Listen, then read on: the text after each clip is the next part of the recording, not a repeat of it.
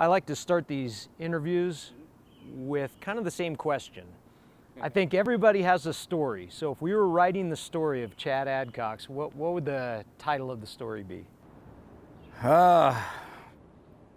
When they asked me that question, first thing that popped in my head was the story from the Hobbit. I don't know if you're Lord of the Rings, and he says the story of his Frodo's book, or Bilbo's book, is There and Back Again. And I kind of feel like that's kind of what my story would be. It's really weird where life takes you. And I moved here in 1999. I'd never even seen Albuquerque. I didn't know anything about it. All I knew was my grandfather lived here, and he said, you got a place to stay while you go to school. And I moved everything I knew down here, and it was to be a teacher and to be a coach. And I remember, when I graduated from UNM, it was more than just a graduation to me, because it meant like, hey, you really put this plan into action and you made it work. And so it was very special. And then obviously I met some great people along the way, and was able to get on to Manzano, and I did my time there and learned a lot of great things from Coach Ocampo, and then got my own shot, and I feel like I made the best of it, And then when I got to the end of this season, I just kind of had to start looking at where I wanted things to go in my life, and the one thing that was just eating me up was just not seeing things that my kids were doing, and I had to give my chance to raise them. So I say it's There and Back Again because I got there, and I think I'll go back again someday, but just not right now. How difficult of a decision was that to walk away? It was something that you came here to do? Yeah, no, it was, for lack of a better word, excruciating. It was, I remember many a nights sitting there telling my wife, I don't know what to do. And and it was one of the things I said is, like, my entire being here in New Mexico, at least originally, was to do what I'm doing, and that is to coach and be a football coach and to be a teacher. And to think that, that's not going to be the main focus was a very difficult decision for me. But I think, as any adult, in their 30s and 40s, your mindset in your 20s is different than your mindset in your 30s and your 40s. Like, it always is evolving. And as I just gotten older, it just kind of felt like, maybe this is something else I should go do. And I always felt like there was things I wanted to do in my life, just own personal goals to do.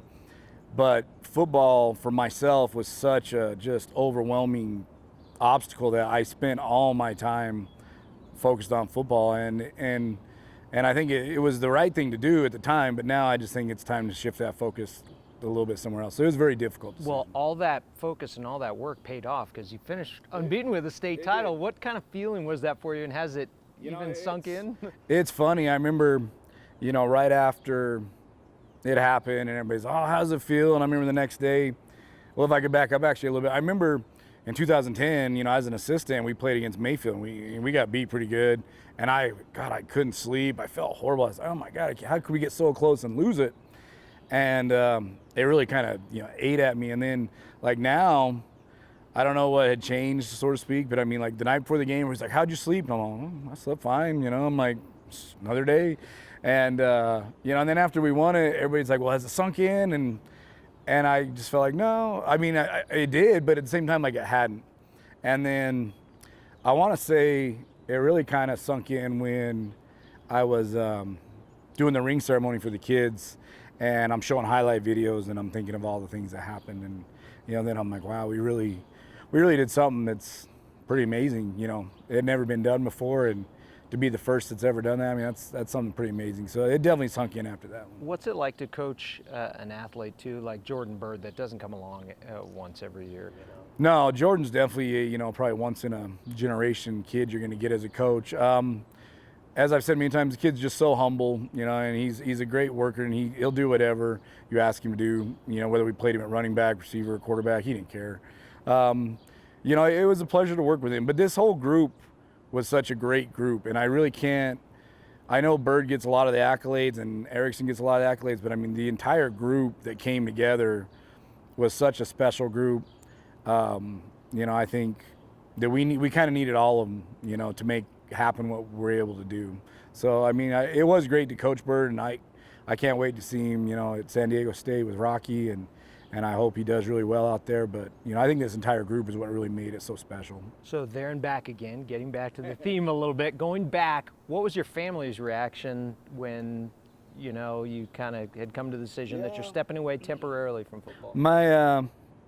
My dad, who's always been at everything I've done ever since I was a kid, and still continues to go to every game, and whether we're in Clovis or Piedra Vista or whatever, he drives up and goes, and he's just like, I think you'll know when you don't feel that urge to get back to it. And I kind of thought, yeah, maybe we'll see. And so kind of as time went on, I was kind of coming to that fruition that, you know, like I'm really kind of not getting that fire back under me to like, let's get to work, let's go. And so I started really thinking about it. And then when I told him, he was happy for me. You know, he knows why I'm leaving and all that. And so he was happy for that. My mom, it was kind of funny because my mom was, you know, like, well, what am I going to do now? Like, that's what I go to every game, you know, and this and that. And so it was kind of funny with my mom. And my wife, it was really funny because she was like, always telling me, well, if you know, really feel like you should step away, then I support you. And if you feel like you should stay, I support you. And when I finally came to the decision I was going to step away, and I told her, she started crying. And I was like, well, why are you crying? I thought you'd be happy, you know, like. And she's like, well, I don't know what I'm going to do. I've only known you as a football coach, you know. And I was like, well, I'm still a coach. I'm just, you know, I said, I'm going to take some time off. And so, I mean, it was definitely interesting, you know, how she reacted, because she's been my biggest fan all along. So now the $64,000 question: how long do you see yourself out before you're going back again? I mean, if I had to put a timestamp on it, I would say, you know, I'm going to wait till my kids are out of high school. At least my daughter's got 8 years till she would be out. I would definitely say it's going to be at least till then. I want to watch them grow up, and then we'll see. I mean, like I said, it's strange where life takes you. I always kind of envisioned myself as one of those coaches who coached at one school for 30 years, and you know, and you coached kids, and then you coached their kids. You know, I mean, that's kind of how I always saw myself. But times change, you know, and I mean, I just felt different about it now, and so. You know, I don't know. Like, if I had to guess, I'd say definitely not till they're out of school. But, you know, we'll see. You know, we'll see where life goes. Chad Adcox, there and back again. Thank you, man.